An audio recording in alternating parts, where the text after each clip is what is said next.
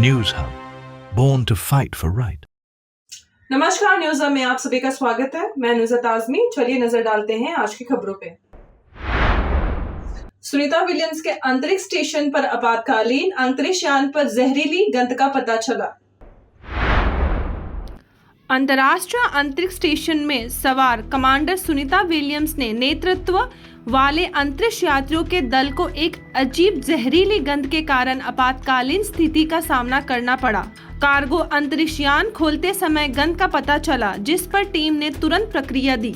Sunita Williams इस साल जून में पृथ्वी से स्टारलाइनर अंतरिक्ष उड़ान शुरू करने के लगभग 8 महीने बाद फरवरी 2025 में पृथ्वी पर लौटने के लिए तैयार हैं। सुनीता विलियम्स और बुच विलमोर को जून में ISS में लॉन्च किया गया था।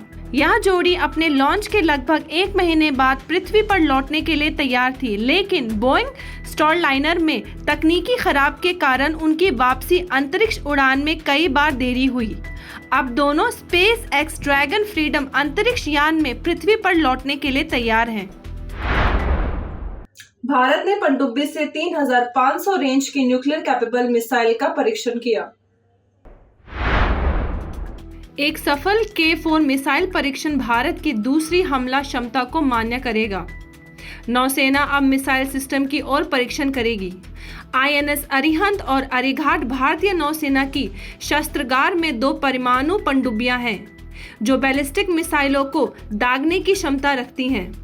अरिघाट को अगस्त में विशाखापट्टनम स्थित जहाज निर्माण केंद्र में शामिल किया गया था।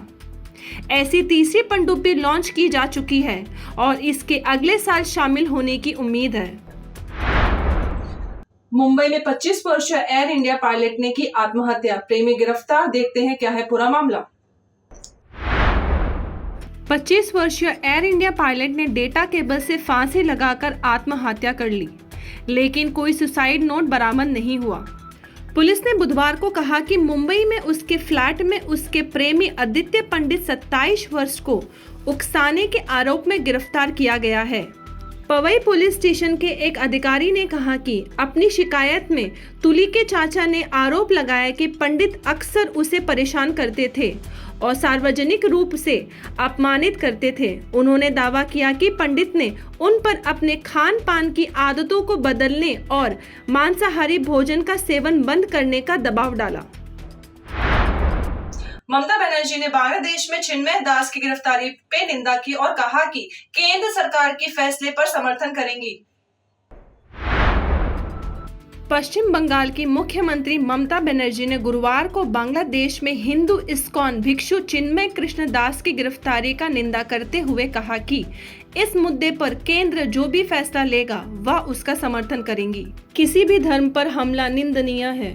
हम हमेशा इसकी निंदा करते हैं। घटना के बाद मैंने इस राज्य के इस्कॉन प्रमुख से 2 बार बात की, लेकिन यह अंतर्राष्ट्रीय मामला है। हम केंद्र के फैसले में हस्तक्षेप नहीं कर सकते, लेकिन हम इस हमले की निंदा कर सकते हैं, बनर्जी ने कहा।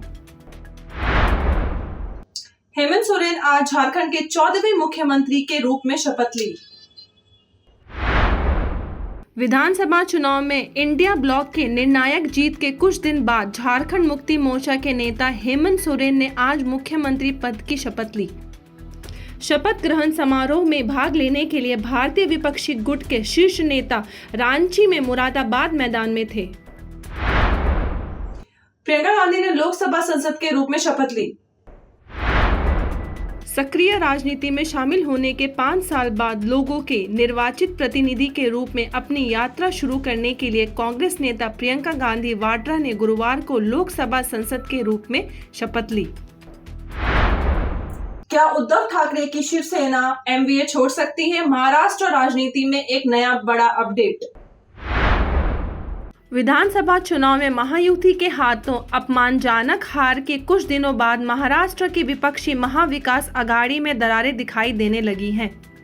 पूर्व मुख्यमंत्री उद्धव ठाकरे ने नेतृत्व वाली शिवसेना कथित तौर पर अपने नेताओं से गठबंधन छोड़ने के दबाव का सामना कर रही है। आज के लिए बस इतना ही। फिर मिलेंगे नए समाचार के साथ। मैं नुज़त आज़मी। धन्यवाद। News hub, born to fight for right.